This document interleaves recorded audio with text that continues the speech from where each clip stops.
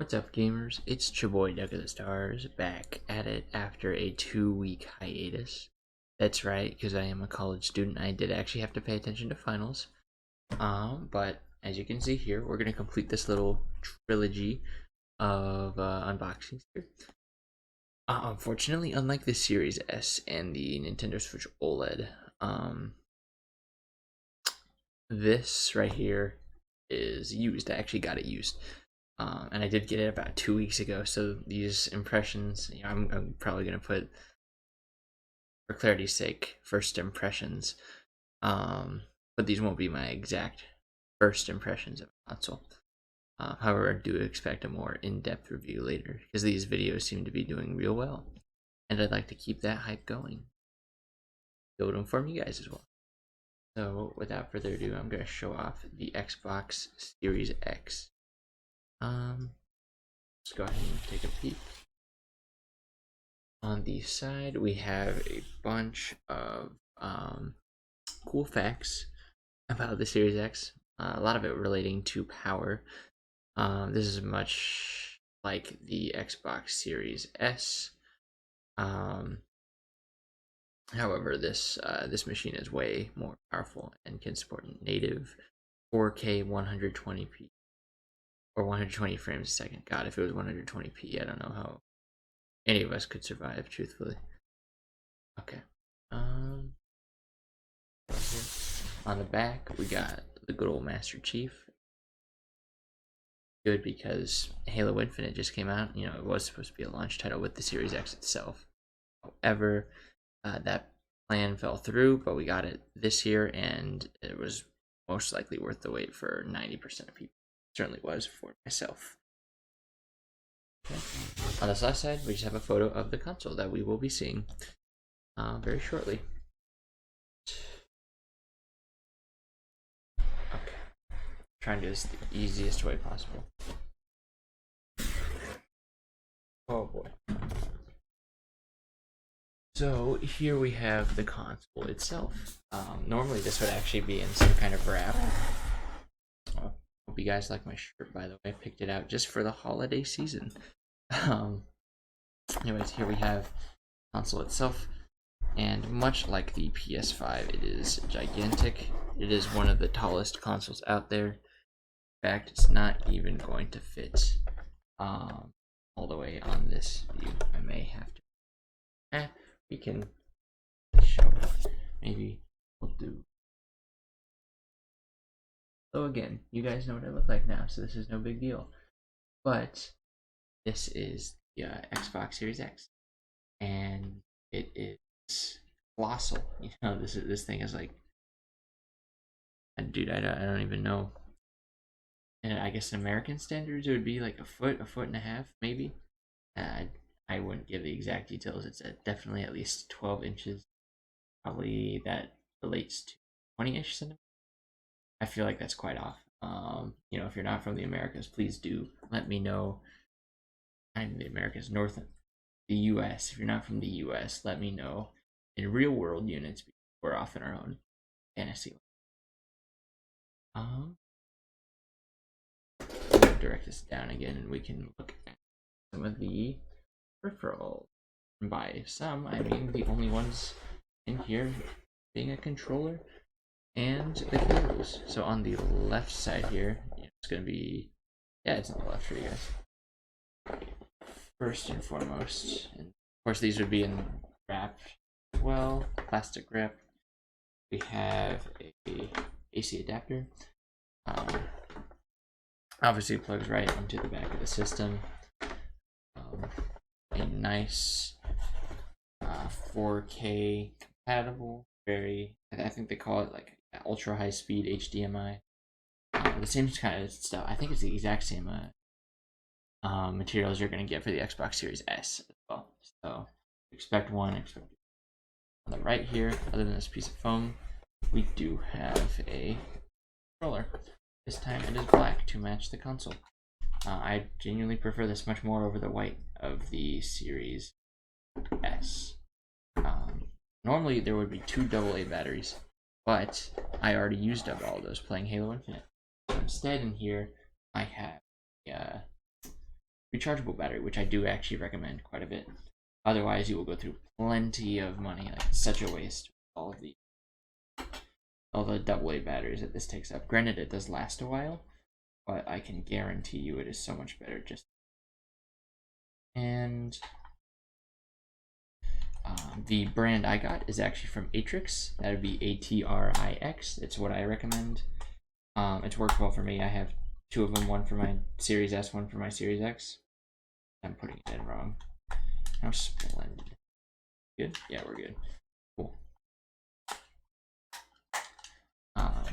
And for those of you living in the US, you can find them at GameStop for about $5, $5 American. I'm sure otherwise you can find them online for the same price, if not just slightly more expensive. But it's a brand I've been using for charging equipment for a little while now. One that I actually find to be reliable. Clearly, I would not be the first to say that the Xbox Series X, in terms of both size and power, is a beast. It is, I believe, in most regards, the most powerful console on the market. If any of you Sony ponies want to correct me on that, I'd be happy to listen to you. Those of you who do like PlayStation more, though, I do want you to know that I do have a PS5. I do enjoy it very much, so please don't think that I I dislike Sony in any way. So I'm gonna show you guys the Series X here. Get a little better lighting. It is really just a big black box. Fitting for the name Xbox. I actually had someone comment on my last video, bashing my wording for the design of the Series S. And I still hold that true. I do believe that Xbox Series S and X were very well designed, despite just being a very large box in both cases. I do believe that it fits the Microsoft brand as a computer company, and it fits the Microsoft brand as an Xbox. Xbox would not make sense if it was in the shape of something like the PS5, which Sony does have to do as more of a consumer electronics company. PlayStation is meant to look wacky. Xbox is meant to look as much as like a computer as possible. If you disagree, please talk to me about it in the comments. I'd love to hear feedback, positive and negative, although constructive criticism only, please. But I still hold that true. I've been enjoying the Series S quite a bit as well.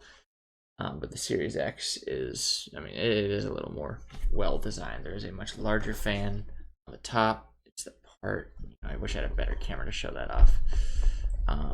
But there's a bunch of green effects here. I said I was going to get rid of the box, but I'll show it off. Green there, that is actually a part of the console. And it is, in fact, a very nice touch.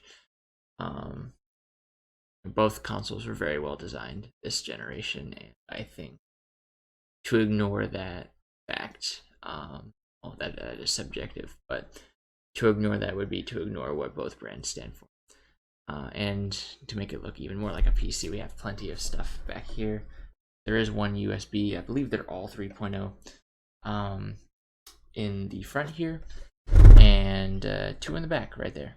Of course, you have your Ethernet port, your AC adapter, your HDMI output. No input this time. Sorry, Xbox One fans. We didn't need the input and output. I really don't think that worked out for any. But then right here, I'm trying to find it. Here we go. Right here is a memory expansion unit. Of course, you can still use an external hard drive, an external SSD, if I remember correctly. Correct me if I'm wrong on any of this. I am far from fluent in Microsoft hardware. But Microsoft has created their own dedicated expansion peripheral. So, this already comes with 1 terabyte of storage out of the box, which is fantastic. But if you think about it, most games nowadays are around 100 gigabytes. So you are going to end up probably only using about 10, or probably only making room for about 10 games if you only choose next gen / current gen current gen game. So it's not very good a deal, but Microsoft has you covered there with dedicated peripherals, which will work most likely better and faster than any external application. Now, I believe you can get that in 500 megabytes, 1 terabyte, 2 terabytes. I'm sure there'll be more along the way, as technology expands. I'm sure we're going to look back in 5 years and a terabyte is going to be completely obsolete. That's going to be crazy, but it's bound to happen. But yeah, in terms of console design and what actually goes on the console, it's very straightforward, which is good because the Xbox One was not. This will be a very good thing for Microsoft, as it is very consumer friendly, very PC friendly, also very console friendly. In general, Microsoft has done a very good job coming back from the Xbox One. Yeah, the OG model was a disaster, and really with the 1S and 1X did they only begin to clean up the mess that was. Now the Xbox Series X and S are actually holding their own against the PS5. I know it's kind of unfair to group the two consoles together, and I will be doing a comparison video on that. That sounds really fun. Expect that probably at the end of the month, maybe the beginning of January. Assuming this video gets out in time. I digress.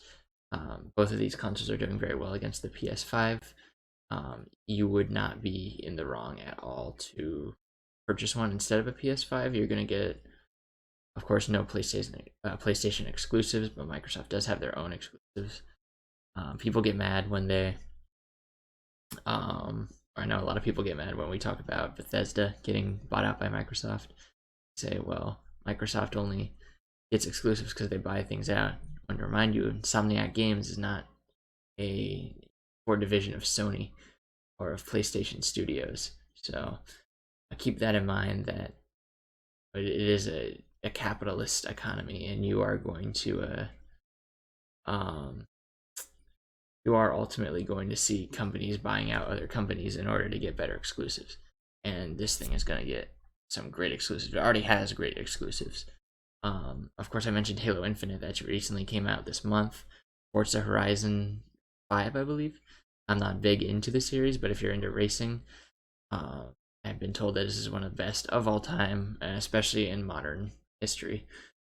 On top of that, we're having Starfield releasing in 2022. I believe Elden Ring is also an Xbox exclusive.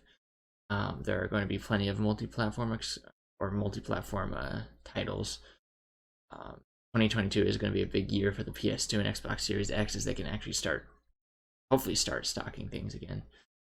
I think that's about all I have to say about the library. Again, I've had this, so this is really less of a first impressions, more of a 1 month in expression, impression of the Xbox Series X, and it's absolutely worth it. I wouldn't pay any more than you would at retail price. I did have to buy this off of a pseudo scalper. He wasn't selling it for that much more.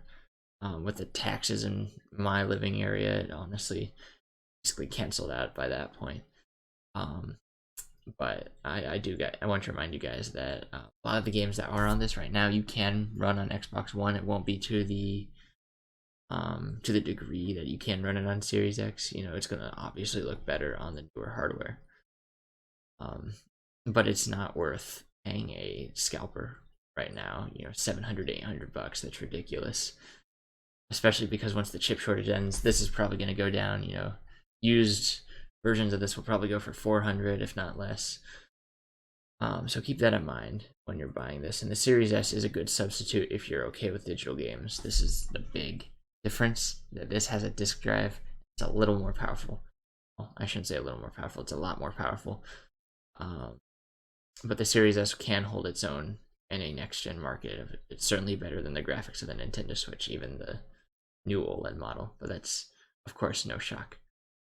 I guess the last thing I'll talk about is the controller. For those of you who haven't seen my Xbox Series S video, maybe I'll link that in.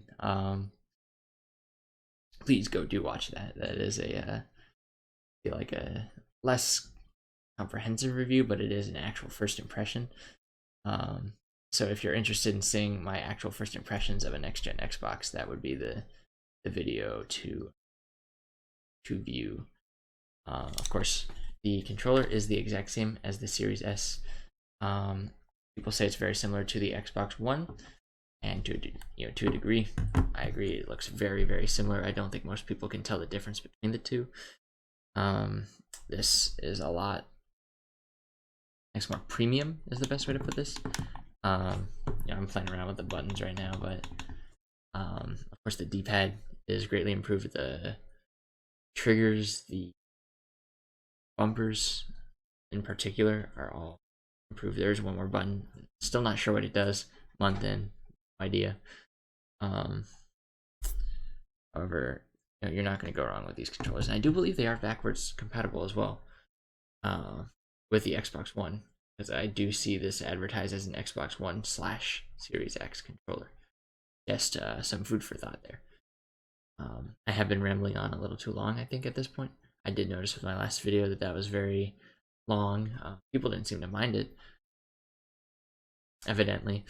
However, I do want to make sure that I keep things precise and as informative as possible, so I'm not going to drone on any longer.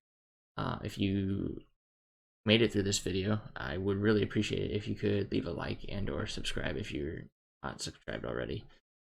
It does really motivate me to do more. This last video, my Xbox Series S unboxing, did very, very well, for my standards anyways, and I felt bad actually waiting this long because it made it seem like I wasn't appreciative of all the support from that video, and I do really appreciate that, so thank you so much.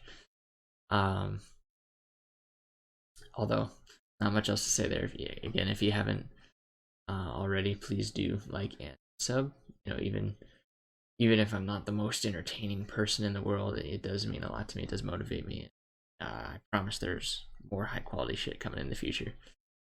This is, you can't tell, my finals just ended. I'm 4:46 in the morning, and I'm about to go crash for the next 8 to 12 hours. I will see you guys in the next video, which will not take another 2 weeks to come out. I promise you that I will be working hard over this break to provide entertaining, hopefully entertaining content for the masses, you guys. I will see you guys in the next video.